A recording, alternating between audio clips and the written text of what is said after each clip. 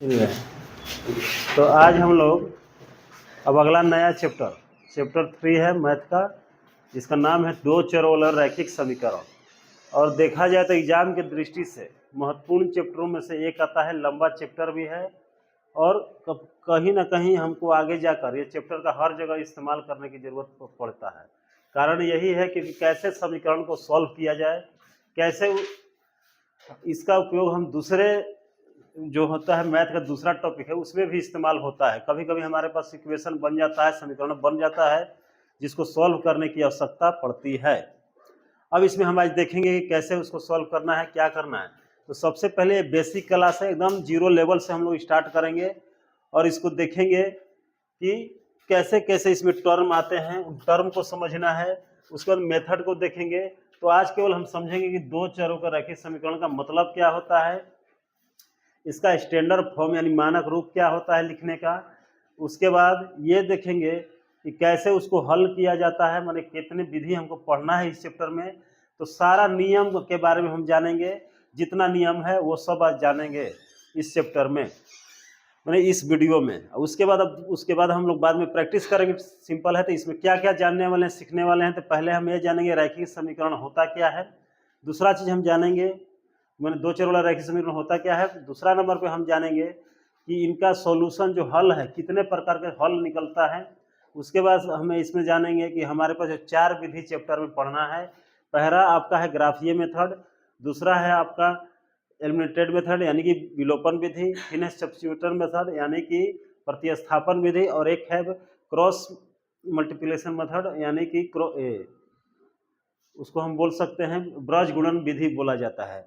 उसके बाद ये तो इक्वेशन सॉल्व करने की विधियां हैं। उसके बाद हम ये भी देखेंगे एक वीडियो में कि जो भाषा यानी लैंग्वेज में क्वेश्चन होते हैं उसको हम लोग कैसे सॉल्व करते हैं। तो सबसे पहले आइए हम डिफिनेशन पे जानते हैं कि 5-6 चीज़ के बारे में आज इस वीडियो में हम लोग जानेंगे। तो सबसे पहले डिफिनेशन समझते हैं कि आखिर two linear equation in two variables यानी दो चरों में रैखिक समीकरण का मतलब होता क्या है।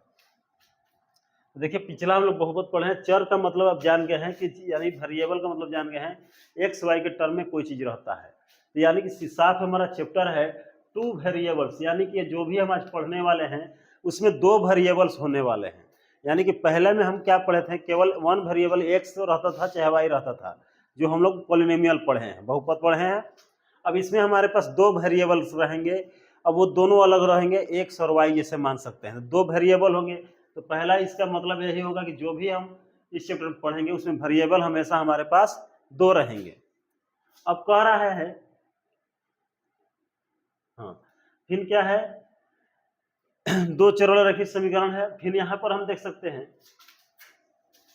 यहाँ पर लिखा है लीनियर इक्वेशन। अब लीनियर इक्वेशन का मतलब आपको क्या होता है, यानी कि दोनों जो वेरिएबल होंगे दोनों का पावर 1 होगा, ठीक है। और दोनों यानी कि जब चर राशि यानी वेरिएबल्स का पावर होता है 1 होता है तो उसे हम कहते हैं लीनियर इक्वेशन, ठीक है। रैखिक समीकरण वही होता है।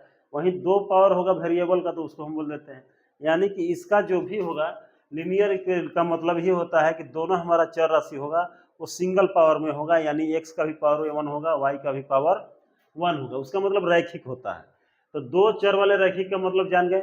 समीकरण का मतलब होता है, समीकरण एक टर्म है, इक्वेशन जो मैथ में इस्तेमाल किया जाता है जहां कि हमें अननोन वेरिएबल्स निकालना होता है, ठीक है। यानी कि अज्ञात चर कह सकते हैं। अननोन वेरिएबल का मतलब हिंदी में बोलेंगे अज्ञात चर राशि। हम बोले कि दो चर होंगे एक्स और वाई, तो उन दोनों का जब मान निकालना है, ठीक है। तो मान निकालने के लिए तो उस समीकरण का इस्तेमाल किया जाता है। तो समीकरण होता क्या है, तो समीकरण बस हमको यह बताता है कि इसमें दो टर्म यानी एलएचएस में और आरएचएस में दो चीज लिखे जाते हैं, यानी कोई भी बीजीय व्यंजक यानी अलजेब्रिक एक्सप्रेशन रखे जाते हैं और बीच का साइन जो होता है इस तरह का होता है इक्वल का। यही दिखाता है कि दोनों तरफ जो हमारे पास एक्सप्रेशन लिखे हुए हैं दोनों आपस में इक्वल है। और इसका इस्तेमाल हमेशा होता है कब, जब हमको क्या होता है कोई भी चर राशि यानी वेरिएबल्स का वैल्यू निकालना है तब, यानी एक्स का वाई का वैल्यू निकालना है तब। तो ये हमारा पूरा अगर टर्म देखा जाए तो इसीलिए इस चैप्टर का नाम पड़ा है दो चर वाले रैखिक समीकरण। अब इसके बाद अब एक्स का मानक रूप क्या हो सकता है, तो देखेंगे कि यही होता है, दो चर वाला है तो a x plus b x plus b y, दो चर है तो a x plus b plus एक हमारा जो होगा कांस्टेंट होगा बराबर 0। यही हमारा हो गया क्या है, मानक रूप होता है यानी स्टैंडर्ड फॉर्म होता है दो चर वाला रैखिक समीकरण का। अब यहाँ पर जो ए बी है तो ए और क्या कह सकते हैं, ए और बी जो है ये हमारा कोफिशिएंट है, यहाँ कोफिशिएंट है, यानी इसको बोला जाता है हिंदी में गुणांक बोलते हैं, ठीक है। और ध्यान जो है दो चर वाले रैखिक समीकरण हम पढ़ रहे हैं तो यहाँ में ए एंड बी दोनों का भी जो होता है 0 के बराबर नहीं हो सकता है, यानी ए भी 0 के बराबर नहीं होगा और बी भी। तो इसको हम लिख देते हैं इस तरह, बहुत लोग कन्फ्यूजन होगा, यानी ए भी जो होता है 0 के इक्वल नहीं हो सकता है और बी भी हमारा 0 के इक्वल नहीं होगा।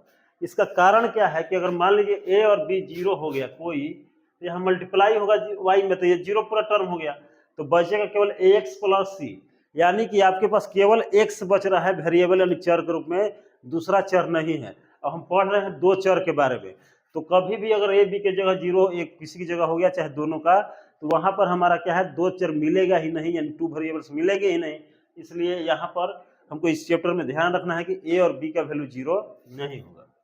हाँ सी हो सकता है, सी के जगह 0। अब सी हमारे यहाँ पर क्या होता है, इसको बोला जाता है कांस्टेंट, ये कुछ भी हो सकता है। अब इसको बोलते हैं हम हिंदी में बोलेंगे अचर, ये हो गया। अब लेकिन इस चैप्टर में जैसे ही हम आगे बढ़ेंगे तो हमको हमेशा दो दो इक्वेशन दिए रहेंगे, उन दोनों इक्वेशन को सॉल्व करना है। अब दो इक्वेशन दिए रहेंगे तो उसका स्टैंडर्ड फॉर्म क्या हो जाएगा, तो a1x plus b1y plus c1 equal to 0, मैंने पहला के लिए हो गया। दूसरा हो गया a2x plus b2y plus c2। यहाँ पर दो इक्वेशन हमको मिल चुके हैं, ठीक है। अब दो इक्वेशन जब मिल गए हैं तो देखिए अब यहाँ पर क्या होता है, सबसे पहले तो सॉल्यूशन की बात होता है। अब इसमें एक्स वाई का वैल्यू निकालने के लिए हो सकता है, पूछा जाता है कि जब इक्वेशन को सॉल्व कीजिएगा तो कितने सॉल्यूशन होंगे। तो पहला हमारा जो सॉल्यूशन क्वेश्चन सबसे ज़्यादा पूछा जाता है ऑब्जेक्टिव में, यही पूछा जाता है कि कोई दो इक्वेशन दिए रहेंगे और बताया जाएगा इन दोनों इक्वेशन में एक्स वाई का जो सॉल्यूशन है यानी हल है वो कितना होगा, नंबर ऑफ सॉल्यूशन पूछा जाता है कितना होगा। अब इस चैप्टर के अनुसार तीन ही टाइप के सॉल्यूशन होते हैं। एक यूनिक सॉल्यूशन होता है जिसमें कि यानी कि कह सकते हैं अद्वितीय हल होता है, जिसमें केवल और केवल एक्स वाई का वैल्यू एक ही आपको मिलेगा, उसके अलावा कोई और वैल्यू नहीं मिलेगा। दूसरा हो जाता है आपका समानांतर यानी पैरेलल जब लाइन होगा, यानी पैरेलल लाइन कब होगा यह भी बताते हैं। जैसे कि यहाँ समझिएगा हमारे पास एक ग्राफ यहाँ पर है, ये ग्राफ है आपके पास दिया हुआ है। इस ग्राफ के माध्यम से समझेंगे पहले तीन टर्म का मतलब। पहला टर्म हम बताते हैं, पहला टर्म का मतलब आपको समझना है यूनिक सॉल्यूशन, यूनिक सॉल्यूशन यानी कि अद्वितीय हल, अद्वितीय हल। अब देखिए इसका मतलब क्या होता है, कब होता है, जब इंटरसेक्टिंग लाइन होगा, यानी ग्राफ हम खींचेंगे और लाइन हमारा क्या हो जाएगा इंटरसेक्टिंग, यानी कि यहाँ पे हिंदी में बोलते हैं उसको प्रतिच्छेदी रेखा।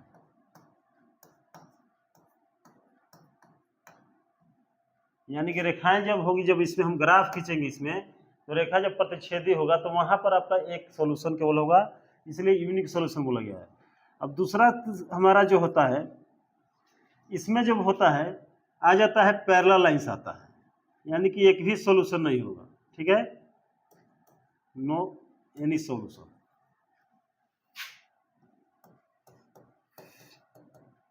अब कब होगा, जब दोनों ये इस पे ग्राफ खींचा जाएगा दोनों इक्वेशन का, अगर दोनों इक्वेशन ग्राफ एक दूसरा के क्या आ जाए पैरेलल आ जाए, कब हो जाए समानांतर, इसको लिखते हैं समानांतर रेखा, ठीक है, या पैरेलल लाइंस, ठीक है। अब आगे आपके पास हो जाता है तीसरा कंडीशन जो होगा, इसमें तीसरा आपका कंडीशन यही हो जाएगा, ध्यान दीजिएगा कि अनेक हल, अनेक हल, यानी कि इसको बोल सकते हैं infinite solution, infinite solution. Infinite solution यानी अनेक हल कब होंगे, जब दोनों लाइन कोइंसाइड होगी, यानी कि संपाती रेखा। ठीक है, अब ध्यान देनी है सबका मतलब क्या होता है। अब आपके पास यहाँ ग्राफ दिया गया है, ग्राफ सबको दिख रहा होगा उम्मीद करते हैं। अब देखिए दो इक्वेशन है, दोनों का हम ग्राफ कभी खींचना सिखाएंगे। दो इक्वेशन है, अगर दोनों का ग्राफ खींचना है आपको, ठीक है। ठीक है, हमारे पास यहाँ पर दो इक्वेशन है, तो ग्राफ खींचेंगे तो उसका कहीं ना लीनियर इक्वेशन का ग्राफ जो होता है सीधा जाता है, टेढ़ा मेढ़ा नहीं जाता है। मतलब ऐसे जा सकता है, ऐसे जा सकता है, ऐसे कहीं भी जाएगा, मतलब सीधा ऐसे जाए चाहे ऐसे जाए चाहे कैसे भी जाए, एक स्ट्रेट लाइन होता है। ठीक है, तो अब यानी कि हम जानेंगे कि दो लाइन जो है कितना टाइप से खींचा जा सकता है। दो लाइन खींचना है तो मान लीजिए अब यहां से दो लाइन खींचना है तो एक लाइन तो हम ऐसे खींच सकते हैं, एक लाइन ऐसे हम खींच सकते हैं, और दूसरा हमारा इस तरह से भी लाइन हो सकता है। ध्यान देंगे आप, कुछ लाइन इस तरह से। तब ये देखिए दोनों दो ग्राफ होगा, तो एक ग्राफ के लिए मानिए कि पहला ग्राफ के लिए ये वाला लाइन आता है, ठीक है, तो दूसरे के लिए मानिए ये ग्राफ है। अब यहाँ पर देख सकते हैं जो लाइन काट रहा है एक दूसरे को कहीं ना कहीं काट रहा है, और एक ही बार काट रहा है। जब दो लाइन का ग्राफ अगर खींच रहे हैं, मानी दो इक्वेशन का ग्राफ खींच रहे हैं, दो समीकरण का ग्राफ खींच रहे हैं, और दोनों का ग्राफ माने कि ये पहला इक्वेशन का, ये दूसरा इक्वेशन का, एक दूसरे को काट रहा है, एक जगह काट रहा है, तो वैसे इक्वेशन को बोलते हैं या वैसे लाइन को बोलते सकते हैं इंटरसेक्टिंग लाइन, यानी कि प्रतिच्छेदी रेखा। और कोई भी लाइन एक दूसरे को जितना बार काटेगा उतना ही सॉल्यूशन होता है। तो यानी ये जो काट रहा है इंटरसेक्टिंग लाइन है, जब एक बार काटा रहा है तो इंटरसेक्टिंग लाइन कहा जाता है, और यानी प्रतिच्छेदी रेखा एक ही बार काट रहा है, इसलिए इसका सॉल्यूशन क्या होगा, एक। यानी कभी भी हम ग्राफ खींचेंगे दो इक्वेशन का, अगर दोनों एक दूसरे को एक बार काट रहा है तो उसको बोलेंगे प्रतिच्छेदी रेखा, और उसका सॉल्यूशन आपका केवल कितना निकलेगा, एक। दूसरा हो जाता है, अब इसके अलावा क्या कंडीशन हो सकता है तो देखिएगा,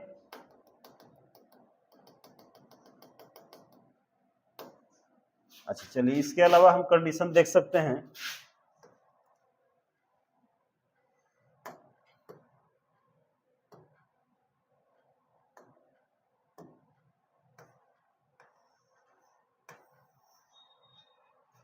यहां पर देखिएगा दूसरा कंडीशन हो सकता है इस तरह से हो हमारा,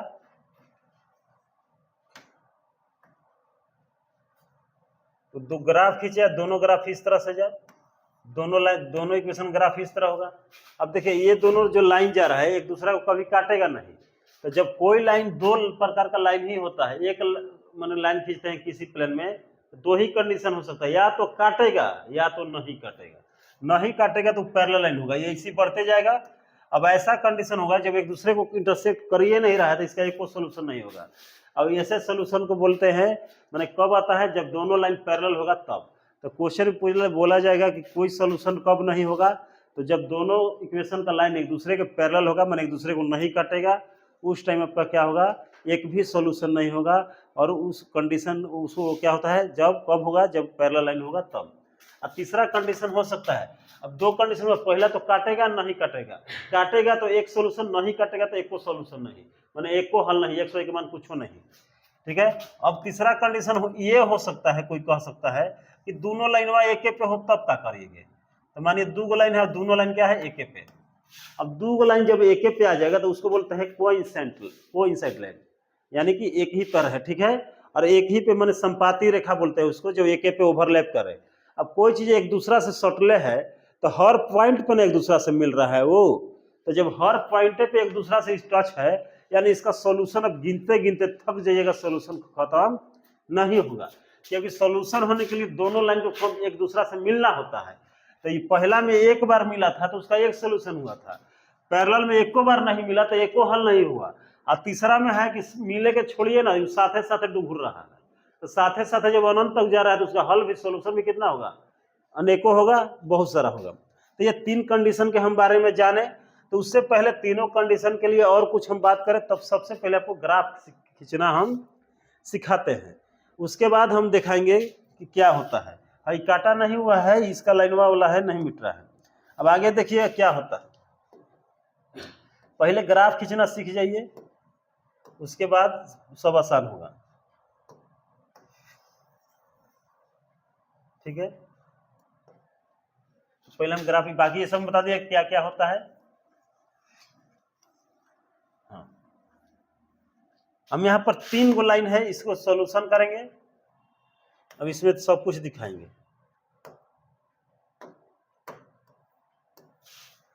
यहाँ हमारे पास देखिए, यहाँ 3 क्वेश्चन है, तीनों के लिए ग्राफ खींचेंगे। ठीक है, अब देखते हैं कैसा कैसा ग्राफ मिलता है। ग्राफ खींचने के लिए कुछ नहीं, जो इक्वेशन दिया है पहले लिख लीजिए। जो भी आपके पास इक्वेशन है उसको एक बार लिखिए। 3 टाइप का लिया है, तीनों 3 टाइप का है। अब पहला है, देखिए यहाँ पर है 3x माइनस 5y, 5y नहीं है, चलिए अपने से कोई ले लेते हैं। हम 2 इक्वेशन पहले ले लेते हैं। 2x minus y equal to हम ले लेते हैं इधर 4। ठीक है, उधर भी ले सकते हैं, इधर भी, कोई कहेगा स्टैंडर्ड फॉर्म में ही ले लेते हैं। Minus 4 equal to 0।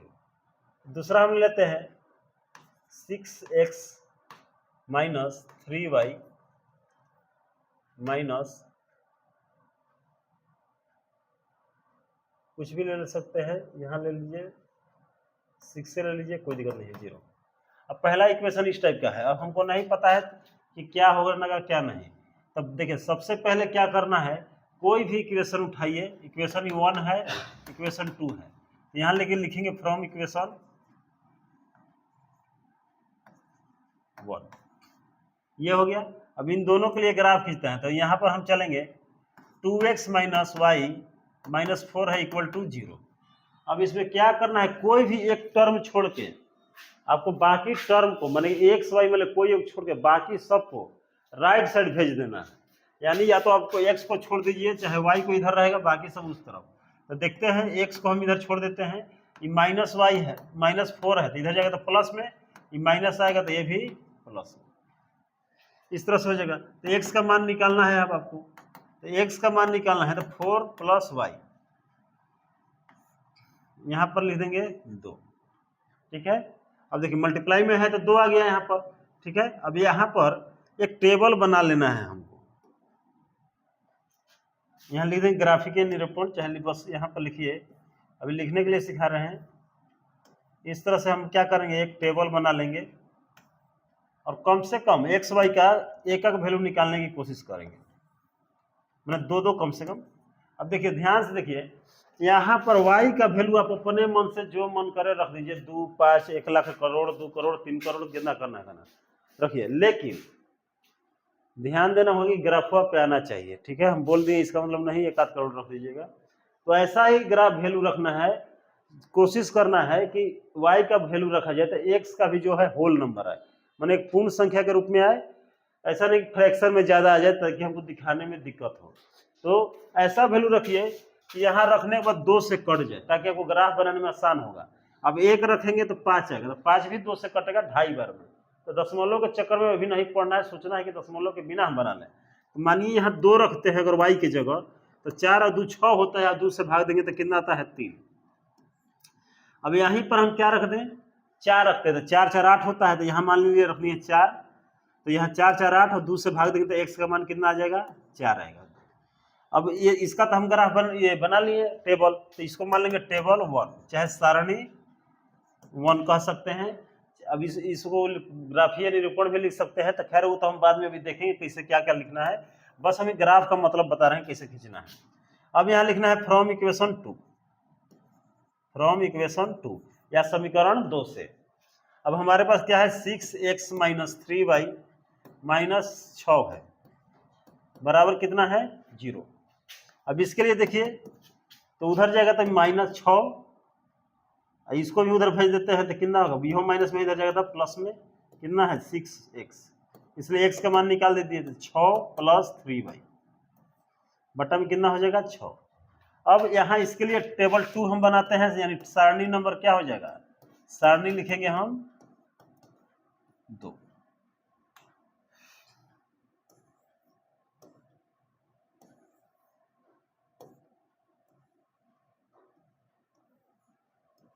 यहाँ x है y। अब देखिए y के जगह ऐसा ऐसा वैल्यू रखिए कि 6 से जो कट जाए, ठीक है, ताकि आपको आसान पड़े। तो ऐसा हमेशा नहीं होगा, लेकिन कोशिश करेंगे तो कुछ ना कुछ हद तक कामयाब होंगे। नहीं होगा तो दशमलव में जाएंगे, जरूरत पड़ेगा तो मजबूरी में तो क्या नहीं करता है, लेकिन कोशिश करना। मानिए यहाँ 0 हम रख दें तो 3 गुना करेंगे तो 0 आ जाएगा। अगर y के जगह लिखे तो ये पूरा टर्म क्या हो जाएगा 0, क्योंकि 3 गुने 0 बचा ऊपर 6, 6/6 क्या होगा 1। एगो तो हम बिना ये थी फ्रैक्शन के निकाल लिए मैंने दशमलव के बिना। अब दूसरा सोचिए क्या रखें यहाँ, तो अगर यहाँ पर 3 के जगह क्या रख दिए 3, तो 9 नहीं 6 से कटता है। 2 रखेंगे तो 3 दूनी 6, 6 12, 6 से कट जाएगा। तो यहाँ रखिए 2, तो ऊपर 3 दूनी 6 और 2 कितना हो गया 12, 12 में 6 से भाग देंगे तो 2। इस तरह हमारे पास देख सकते हैं ये हमारा 2 समीकरण का टेबल कंप्लीट हो गया। इसी टेबल को अब x और y अक्ष पे दिखाना है। अब ग्राफ खींचते समय आपको ये बात ध्यान में रखना है कि हमारा वैल्यू कितना तक जा रहा है, उसी के अनुसार हम यहाँ पर जैसे ग्राफ खींच रहे हैं ये, तो ये वाला टर्म हमारा जो होता है इधर वाला x कहलाता है x डैश, और इधर वाला x माने इधर वाला x कहलाएगा, इधर वाला x डैश। इतना तो सबको पता होगा। फिर यहां से हम जैसे देखेंगे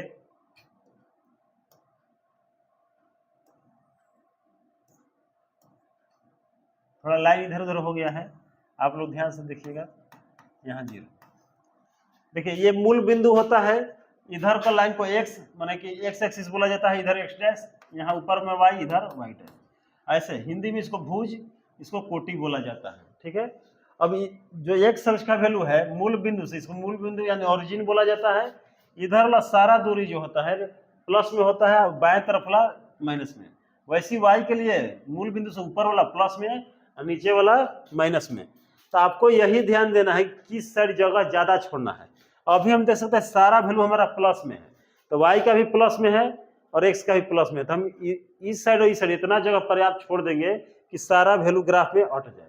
नहीं तो लड़का पहला ही खींच लेगा, अब पता है ना जगह नहीं तो कहाँ दिखाइएगा। तो सबसे पहले माइंड यही रहना है, अगर सारा वैल्यू हमारा ज्यादा माइनस में है तो इधर ज्यादा जगह छोड़ेंगे और इधर जगह छोड़ेंगे, वो आपके ऊपर है। अब वैल्यू दिखाने की कोशिश करते हैं। तो पहला इक्वेशन के लिए जब लिखिएगा आप, तो यहाँ x बराबर 3 है और 3, जिसे ये दोनों को साथ में दिखाया जाता है। तो x का वैल्यू 3 और y का वैल्यू 2, तो 3 2 को दिखाना है। तो x का 3, तो यहाँ पर ऐसे लिख देंगे 1 2 3, पहले लिख देंगे 5 6 7, फिर इधर भी 1 2 3 4 5 6 7। अब ध्यान दीजिएगा, तो ये वाला दोनों को वैल्यू साथ में दिखाया जाता है, ये दोनों को साथ में 3 और 2 है। x का वैल्यू 3, ये 2, तो x में 3 तक जाएंगे, यहाँ 3 ऊपर 2 तक। ये वाला वैल्यू हो गया, ये हो गया 3 और 2, इसको ऐसे लिख देंगे। दूसरा है 4 4, तो 4 4 देखिए कहाँ जा रहा है, 4 4 यहाँ पर, 4 इधर से भी 4 इधर से भी, तो यहाँ आ रहा है 4 और 4।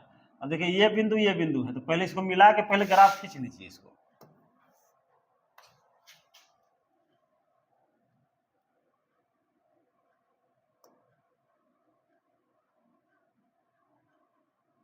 इस तरह इंच ले इस्तेमाल करके अपनी लाइन एकदम सीधा खींचने के एग्जाम में कोशिश कीजिएगा। तो इनकी अगर गलती होगा तो 5 नंबर से हाथ धोना पड़ेगा। अब यहाँ से एक लाइन खींच देंगे, ठीक है।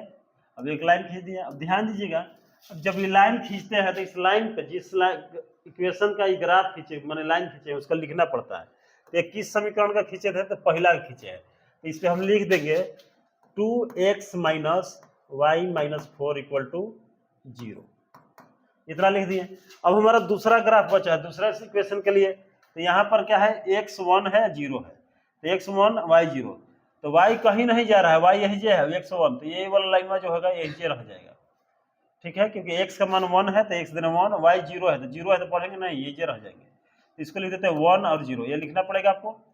फिर आता है x y दोनों 2 2 है, तो ये कहाँ जा रहा है, यहाँ पर, तो 2 है तो यहाँ यानी इसी लाइन पे आ जाएगा, 2 और 2, तो यानी यहाँ पर जो लाइन आएगा ये वाला हो जाएगा 2 और 2, मैंने इधर लिख देते हैं यहाँ पर कि ये वाला लाइन कितना है, 2 और 2 है। खैर गिजमिज हो गया है तो वहाँ पर ये लाइन केवल समझिएगा ये कितना है, इधर से भी 2 इधर से भी 2। अब इन दोनों को लाइन को हम खींचते हैं, देखते हैं कैसा ग्राफ आता है।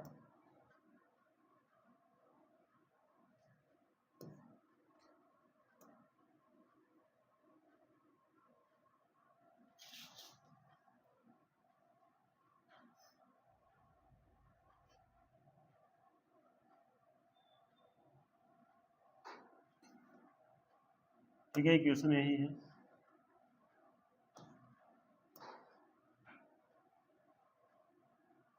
अब ये लाइन खींचेंगे हम। अब आप देख सकते हैं ये जो लाइन खींचे हैं दोनों बिल्कुल समानांतर है, यानी कि थोड़ा काट रहा है, नहीं काट रहा है, तो ये क्या है, इसका एक भी सॉल्यूशन नहीं होगा। और यही जब काटता है एक दूसरा को, माने एक दूसरा काटता है एक जगह, तो उसका एगो सॉल्यूशन होता है।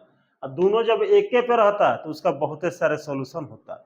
तो ग्राफ इस तरह से हम खींचेंगे, और ये जब खींचे है दूसरा लाइन, तो इस पे इसका ग्राफ दिखा दें किसका है, तो ये 6x माइनस 3y माइनस 6 बराबर 0 का ग्राफ है। इस तरह लिख देते हैं, और लास्ट में लिखा जाता है 1 स्क्वायर बराबर, ये वाला एक स्क्वायर है तो इसका वैल्यू कितना कितना डिफरेंस लिए एक का लिए है, यहाँ लिखा जाता है 1 square equal to 1 unit. Hindi में लिखेंगे 1 वर्ग बराबर 1 इकाई। देखिए ग्राफ इस तरह से बनाना है, तो हम ग्राफ बनाने के लिए बता है, इसके बारे में हम लोग क्वेश्चन भी बहुत सारा करेंगे, लेकिन आज हमारा इंट्रोडक्शन है, हर चीज के बारे में थोड़ा थोड़ा बताना है। तो ठीक है, तो ग्राफ इस तरह से आप खींचिएगा, ग्राफ इस तरह दोनों पैरेलल लाइन, इसका मतलब यही था कि लाइन ग्राफ खींचेंगे दोनों इक्वेशन का, तो पैरेलल आ गया तो एक भी सोल्यूशन नहीं, क्योंकि कटिए नहीं रहा है। यही एक बार काट देता था एगो, दोनों लाइन में एक पे आ जाता था, उसका ढेरे मानी सोल्यूशन होता है। ठीक है, अब बात होता है कि बहुत लड़का के दिमाग में आ रहा है होगा कि एग्जाम में पूछेगा कि कै गो सोल्यूशन होगा, तो इतना टाइम लगा के हम बताएंगे, ये तो ऑब्जेक्टिव पूछा जाता है, तो बिल्कुल टाइम लगाने की जरूरत नहीं है, उसके लिए कंडीशन है, बस उसको याद रखना है, आप तुरंत क्वेश्चन बना लीजिएगा। अब यहां से हम आगे चलते हैं।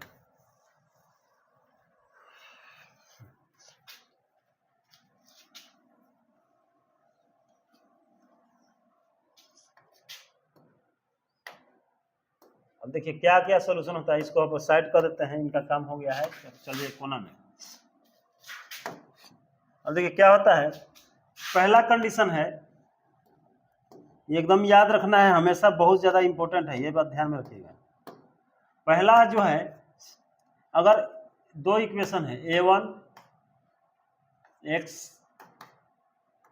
b1 x प्लस c1 बराबर 0, ठीक है, वही है a2x प्लस b2 y होगा, b2y प्लस c2 बराबर कितना हो जाएगा 0।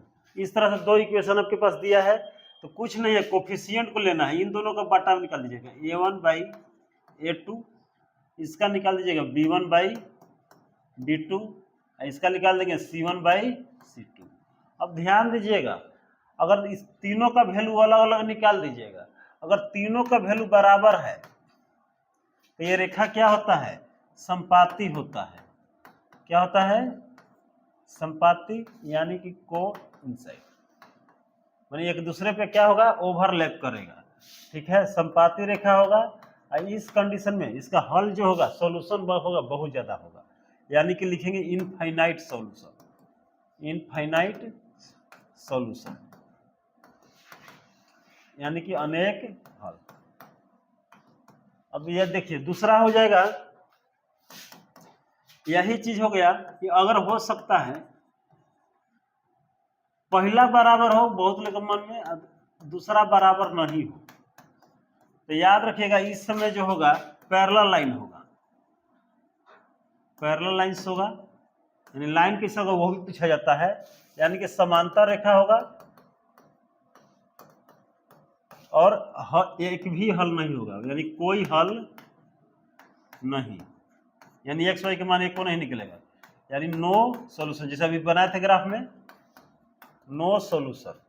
वहीं पर तीसरा नंबर पे आ जाएगा, अगर पहले कट जाए, पहले दोनों बराबर ना है, तो बाद वाले के बारे में सोचना ही नहीं है, बराबर हो चाहे नहीं।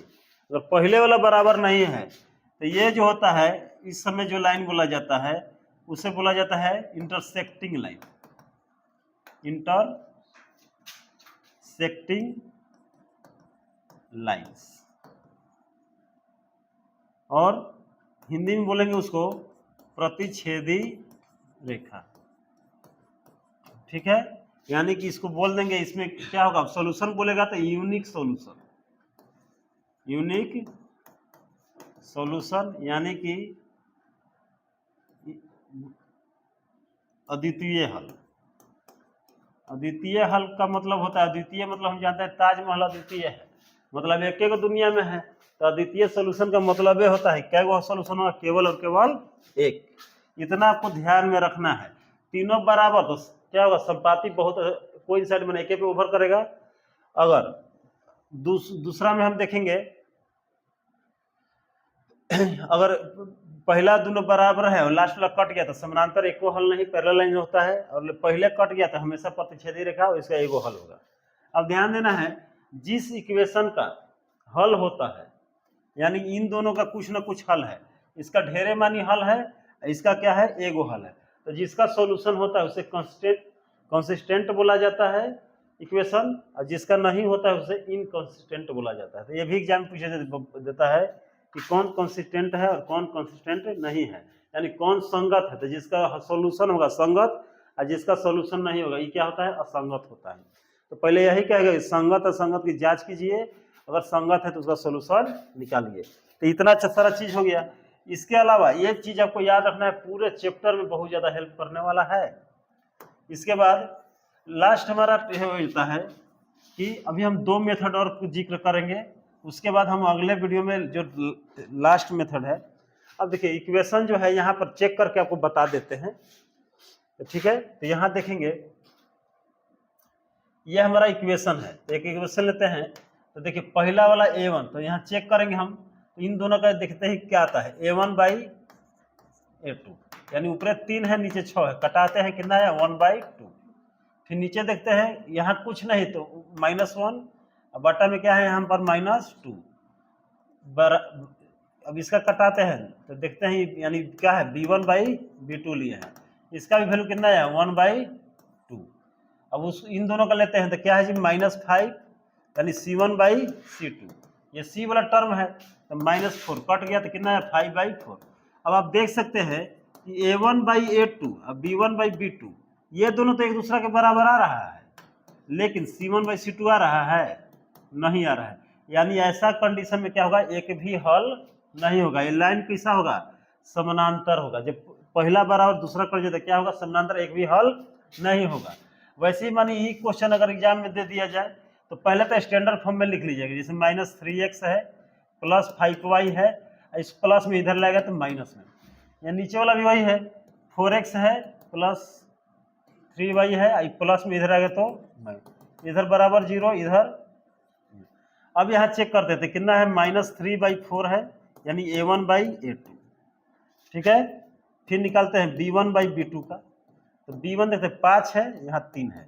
अब देखिए पहले ही अगर हमको पता चल गया ये दोनों बराबर नहीं आ रहा है, जब ये दोनों पहले ही कट गया यानी a1/a2 और b1/ अगर पहले बार में कट गया, इसका कोई सोल्यूशन नहीं, तो क्या कोई से करे तो पहले कट गया तो ये क्या होगा, प्रतिच्छेदी रेखा होगा, यानी इंटरसेक्टिंग लाइन होगा। और इसका क्या वो सोल्यूशन होगा, एक। सोल्यूशन कितना हो जाएगा, एक होगा, जब पहले कट गया तब। ये ध्यान रखना है कि एक होता है। ऑब्जेक्टिव में पूछा जाता है कि इंटरसेक्टिंग लाइन का कितना होता है। अब लास्ट हमारा ये है 2x + 3y - 7 है बराबर 0। फिर है 4x + 6y - 14। अब देखिएगा यहाँ पर क्या है 2/4 है, तो a1/a2 तो क्या हो गया जी 2/4। फिर b1/b2 यानी 3/6। फिर c1/c2 यहाँ कितना है -7, बट माइनस में तो माइनस में लिखेंगे 14, तो कट गया तो कितना 1/2, ये कटा तो 1/2, ये माइनस माइनस कैंसिल, भी कटेगा तो 1/2। अब तीनों देखिए बराबर आ रहा है, तीनों बराबर आ गया तो क्या होगा, हमेशा ध्यान में रखना अनेक हल होगा, रेखा क्या होगा, समपाती होगा, ठीक है। यहाँ पर क्या था, ये था समानांतर यानी पैरेलल था। यहाँ पर क्या था, पहले कट गया तो प्रतिच्छेदी यानी एक हल, यहाँ बराबर है तो अनेक हल। अब देखिए